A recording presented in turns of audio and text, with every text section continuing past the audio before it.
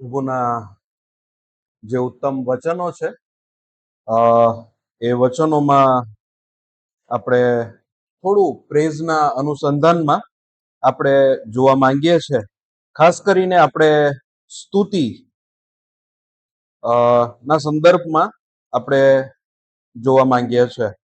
અને મારી સાથે ગીતશાસ્ત્ર એનો 27મો અધ્યાય અને તેની 4થી કલમથી આ પ્રમાણે લખેલું છે 4, 5 અને 6. યહોવા પાસે મેં એક વરદાન માગ્યું છે કે યહોવાનું મંદિર મારી જિંદગીના સર્વ દિવસો પર્યંત મારું નિવાસસ્થાન થાય, જેથી તેના સૌંદર્યનું અવલોકન કર્યા કરું અને તેના પવિત્ર સ્થાનમાં તેનું ધ્યાન ધરું. કેમ કે સંકટને સમયે તે પોતાના માંડવામાં મને ગુપ્ત રાખશે, પોતાના મંડપને આશ્રયે તે મને સંતાડશે, તે મને ખડક ઉપર ચડાવશે. હવે મારી આસપાસના શત્રુઓ ઉપર મારું માથું ઊંચું કરવામાં આવશે અને હું તેના મંડપમાં હર્ષનાદના અર્પણ ચઢાવીશ. હું ગાઈશ, હા, હું યહોવાના સ્તોત્ર ગાઈશ. ઓકે, 4, 5 અને આ 6 જે કલમ જે લખેલી છે એની અંદર એના છેલ્લો જે વિભાગ છે, છેલ્લો જે ભાગ છે એની અંદર એમ કહે છે કે હું ગાઈશ, હા, હું યહોવાના સ્તોત્ર ગાઈશ. માણસ ક્યારે યહોવાના સ્તોત્ર ગાઈ શકે?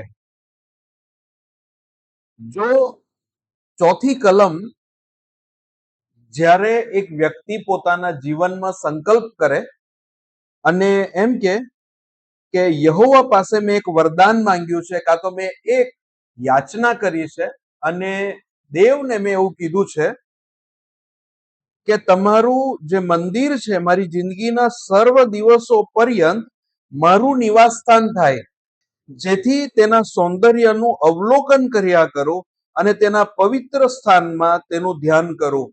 એટલે કે વ્યક્તિ ક્યારે ગીત ગાઈ શકે, ક્યારે પ્રભુના સ્તોત્ર ગાઈ શકે, ક્યારે ભજન કરી શકે? જ્યારે એણે પોતાના મનમાં નક્કી કરેલું હોય કે હું મારો વાસો દેવની સાથે નાખી દઈશ. એટલે કે જ્યાં પ્રભુનું ઘર છે એ પ્રભુના ઘરની અંદર હું મારું રહેવાનું નક્કી કરી દઈશ.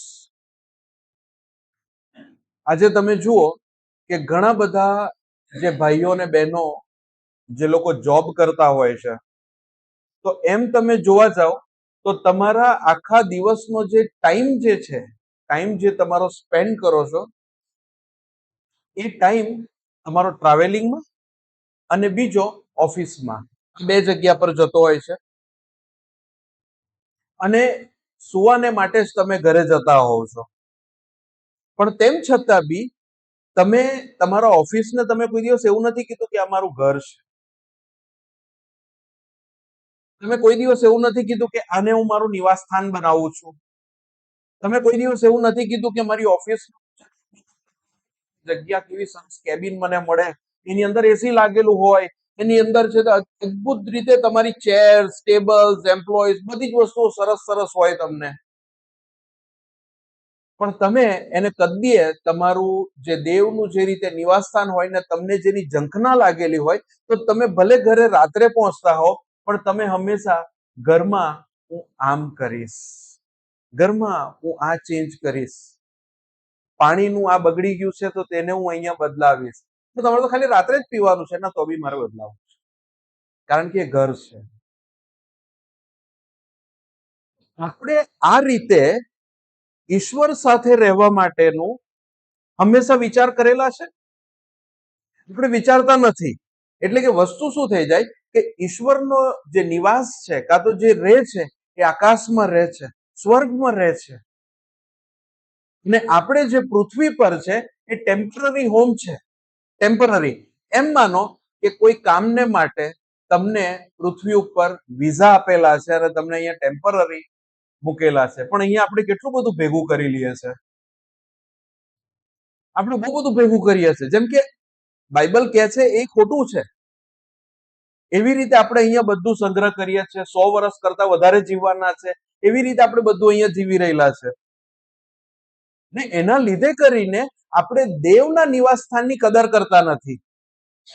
આપણે ઈશ્વર સાથે રહેવાની આપણે કદર કરતા નથી. માટે જે માણસ ઈશ્વર સાથે રહેવાની અભિલાષા રાખતો હોય, જે પ્રમાણે લખેલું છે કે યહોવાનું મંદિર મારી જિંદગીના સર્વ દિવસો પર્યંત મારું નિવાસસ્થાન થાય. હવે આ જૂના કરારની અંદર જે મંદિર જે હતું એ સુલેમાને બાંધેલું, અને એ સુલેમાનનું મંદિરની અંદર તો જે રીતે જૂના કરારમાં મુલાકાત મંડપ હતો, અને મુલાકાત મંડપ પછી મંદિરનું કન્સ્ટ્રક્શન થયું, તો તે સમયે ઈશ્વરનું પરમ પવિત્ર સ્થાન એટલે ત્યાં એ હાજરી સિમ્બોલાઇઝ કરે કે પ્રભુની હાજરી એ જગ્યા પર હતી. અને લખનાર એટલે કે દાઉદ ભક્ત એમ કહે છે કે હું આ મંદિરમાં મારું નિવાસ સ્થાન કરું. કેમ? કારણ કે ત્યાં પ્રભુ રહે છે, તમારો પરમેશ્વર રહે છે. તો તમે જે મહેલ બનાવેલો તમારો એ મારા કોઈ કામનો નથી. તો એમણે એમ કે એક જ વરદાન માંગેલું, અને એ વરદાન એમ કે હું દેવના મંદિરમાં મારી જિંદગીના સર્વ દિવસો પર્યંત મારું નિવાસસ્થાન થાય, જેથી ત્યાં બેસીને મને શું કરવાનું?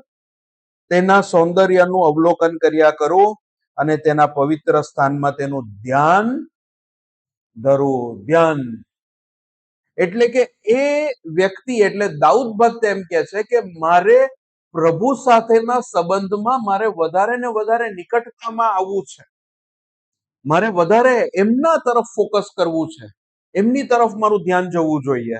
અને હું સતત મારા જીવનની અંદર મારા વિચારોમાં હું મારા પ્રભુને જ વિચાર્યા કરું. અને આગળ એમ કે છે કેમ કે સંકટને સમયે તે પોતાના માંડવામાં મને ગુપ્ત રાખશે, પોતાના મંડપને આશરે તે મને સંતાડશે ને મને ખડક ઉપર ચડાવશે. હવે મારી આસપાસના શત્રુઓ ઉપર મારું માથું ઊંચું કરવામાં આવશે, અને હું તેના મંડપમાં હર્ષનાદના અર્પણો ચડાવીશ. એટલે કે જ્યારે અત્યારે જુઓ અહીંયા જે રીતે કહે છે દાઉદ ભક્ત, એમ કહે છે કે એમના જે શત્રુઓ છે તો તે માણસો હતા. જૂના કરારની અંદર જે શત્રુઓ હતા એ માણસો હતા. એટલે કે બીજા રાજ્યના લોકો, બીજા દેશના લોકો, એ લોકો એમના શત્રુઓ હતા. પણ આજે તમારા ને મારા શત્રુઓ કોણ છે? એ પાપ છે, કે જે આપણા શત્રુ છે, કે જે આપણા ઉપર હાવી થવાને માટે તૈયાર છે. અને દાઉદ ભક્ત એમ કે છે કે એ એના મંડપમાં મને સંતાડશે, હું સંતાઈશ અને હું હર્ષનાદ કરીશ, કારણ કે યહોવાને લીધે એટલે કે દેવને લીધે હું વિજયવંત થયો છું, અને હું ખુશ થઈશ. અને ત્યાર પછી આવે છે કે હું ગાયન કરીશ. આ બધી પ્રોસેસ કાં તો આ બધી પ્રક્રિયા ક્યારે થાય? એ બધી પ્રક્રિયા ત્યારે જ થાય જ્યારે તમે નક્કી કરો. કારણ કે અહીંયા ચોથી કલમમાં મેં યહોવા પાસે મેં એક વરદાન માંગ્યું છે. એક વરદાન માંગ્યું છે. એ ક્યારે યશોગાન ગાશે? ક્યારે તમે તમારા પાપ ઉપર વિજય તમે મેળવશો? જ્યારે સૌથી પહેલા તમે ઈશ્વર સાથે રહેવાની તમારી ઝંખના તમે પ્રબળ કરો. તો તમે એમ કહો કે મારે મારા પ્રભુ સાથે રહેવું છે, એમની સાથે મારા સંબંધમાં એકદમ ઊંડા ઉતરવું છે. અને જે દિવસે તમે પ્રભુને માટે, માત્ર ને માત્ર પ્રભુને માટે જો તમે આ સંકલ્પ કરો, અને વરદાન, ને કોમન ટ્રાન્સલેશન એમ કે છે મેં એક વરદાન માંગ્યા કર્યું છે. એટલે કે પ્રક્રિયા ચાલુ જ છે. એવું નથી કીધું કે પ્રભુ તમે મને આપજો. દરરોજ થાય ને એમ જ થાય મારે તમારી સાથે રહેવું છે. પ્રભુ કંઈ પણ થઈ જાય મને તમારી સાથે રાખો. ને મેં એક જ વરદાન માંગેલું છે વરદાનનો મતલબ શું થાય બીજો?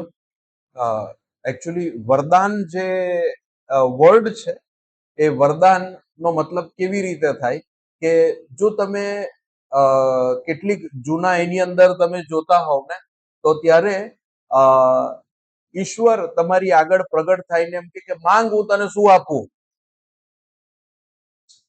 અને જ્યારે એ વ્યક્તિ જે માંગે ને એને કહેવાય કે તું મારી પાસેથી એક વરદાન માંગી શકે છે, કાં તો તું મારી પાસેથી એક બ્લેસિંગ્સ લઈ શકે છે. ઓકે, જો પરમેશ્વર આજે તમને પૂછે કે માંગ, તને શું બ્લેસિંગ્સ જોઈએ,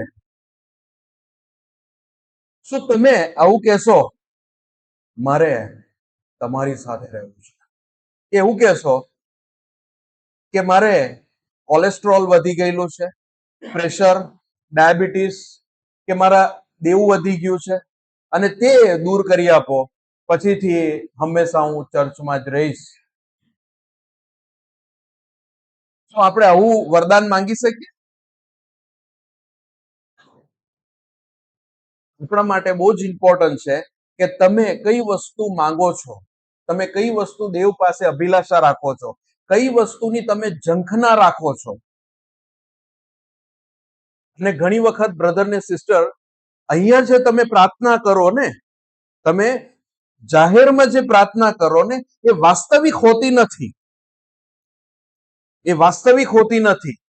તમે પ્રાર્થના જ્યારે ઘરે કરો ને, ઘરે જ્યારે તમે જ્યારે પ્રાર્થના કરો ને, એ વાસ્તવિક પ્રાર્થના હોય, કારણ કે એમાંથી તમારી જે ઝંખના હોય ને એ બધી બહાર નીકળતી હોય. મને આ જોઈએ, મને આ જોઈએ, મને પેલું જોઈએ, મને પેલું પેલું પેલું પેલું, એની લાંબી લિસ્ટ આપણે મૂકી દેતા હોઈએ છે. ઈશ્વરને છોડીને પૃથ્વી પરની બધી જ વસ્તુઓ તમને ને મને જરૂર હોય છે. અને આપણી પ્રાર્થના જો તમે જુઓ તો ખરેખર રીતે આપણી પ્રાર્થના ખાલી આપણે ભૌતિક બાબતો માટે જ કરતા હોઈએ છે. પ્રભુ મને આ જરૂર છે, મને એડમિશનની જરૂર છે, મને નોકરીની જરૂર છે, મને નોકરીમાં આની પરેશાની છે. અને આપણે આપણા જીવનની અંદર ઈશ્વર સિવાય બધું જ માંગીએ છીએ પહેલા સ્થાને. અને એના જ લીધે કરીને બ્રધર ને સિસ્ટર, આપણે ખુશીથી ગીત નથી ગાઈ શકતા. એના લીધે કરીને આપણે હર્ષનાદ નથી કરી શકતા. આજે તમે વિચાર કરો કે પ્રભુએ આપણા લાઈફની અંદર આજે તમારા 5 વર્ષ, 2 વર્ષ, 3 વર્ષ જેટલા બી લાઈફના જે દિવસો છે, તમે બોર્ન અગેન થયા, નવો જન્મના અનુભવમાં આવ્યા પછી એવા કેટલા બધા પાપો હતા કે જેમાં પ્રભુએ તમને વિજયવંત કરેલા છે. એટલા બધા ક્ષેત્રની અંદરથી પ્રભુએ તમને બચાવીને બહાર કાઢેલા છે. એટલી બધી ઝીણી ઝીણી બાબતો છે કે જેને તો તમને આજે યાદ પણ નથી. ને એ ઝીણી ઝીણી બાબત માટે આપણે હર્ષનાદ કરીએ છીએ, આપણે ખુશ થઈએ છીએ. આપણે કદીએ પ્રભુ માટે એ રીતે ગીત ગાઈએ છીએ કે આશીર્વાદો ઘણા મળે છે નહીં. Count your blessings one by one. આપણે આ વસ્તુને સમજવાની બહુ જરૂર છે. આજે આપણી જે પ્રેઝ આપણે જે કહીએ છીએ, પ્રેઝ એ માત્ર ગીત નથી કે ભજન સંગ્રહમાંથી ગીત નંબર આ કાઢો, ઉદ્ગારમાંથી ગીત નંબર આ કાઢો. એ પ્રેઝ એ નથી. પ્રેઝ એ છે કે જે પરમેશ્વરે મારા લાઈફની અંદર કરેલું છે અને મને તક મળી છે કે હવે હું હાથ ઊંચા કરીને ગીત ગાઈ શકું છું, હું તાળી પાડીને ગીત ગાઈ શકું છું. આજે આપણે વિચાર કરો કે ઓછા લોકો છે, નાની ટોળી છે, અને ત્યાં પણ આપણે ગીત ગાવાને માટે શરમાઈએ છે કે મારો અવાજ કેવો નીકળશે, કદાચ હું થોડું પાછળથી ગાઉં, કદાચ કંઈક મારા શબ્દ ખોટા બોલાઈ જાય. આપણે શરમાઈએ છે હાથ ઊંચો કરવાને માટે. તમે વિચાર કરો. અને બ્રધર, એના લીધે કરીને આજે જે આપણે ગીતો જે ગાઈએ છે એ ખાલી શબ્દમાં આપણે ગાઈ નાખીએ છીએ, એક પ્રથાની જેમ આપણે કરી દીધું છે કે ગીત નંબર 12 ગાઈશું. પણ વાસ્તવિક રીતે 12 નંબરનું ગીત આપણે કઈ રીતે ગાવું જોઈએ, કાં તો શું યાદ કરીને ગાવું જોઈએ. તમે શબ્દ જોઈને ભજન સંગ્રહ ઓપન કરો અને તમે વર્ડ એના શબ્દ જોઈને ગાવ છો, પણ વાસ્તવિક રીતે તમારા જીવનમાં ભૂતકાળમાં જે બાબતો બની છે એને યાદ કરીને ગાવાનું હોય છે. આપણા ગીતો જે ગાવાના છે એ યાદ કરીને ગાઓ, એ જરૂરી છે. અને પ્રભુએ આપણા જીવનની અંદર આ દિવસ આજે પાછો આપેલો છે અને આપણે એ મુએલા લોકોની સાથે જોડાયેલા નથી. આજે પ્રભુએ જીવતા લોકોની ટોળીમાં આપણને મૂકેલા છે કે આજે આપણે હર્ષથી એ ગીત ગાઈ શકીએ, હર્ષથી આપણે પ્રભુની સ્તુતિ કરી શકીએ, આપણે હાથ ઊંચા કરી શકીએ, દેવને મહિમા આપી શકીએ અને પ્રભુ તમને ને મને સામર્થ્ય આપે. આમેન.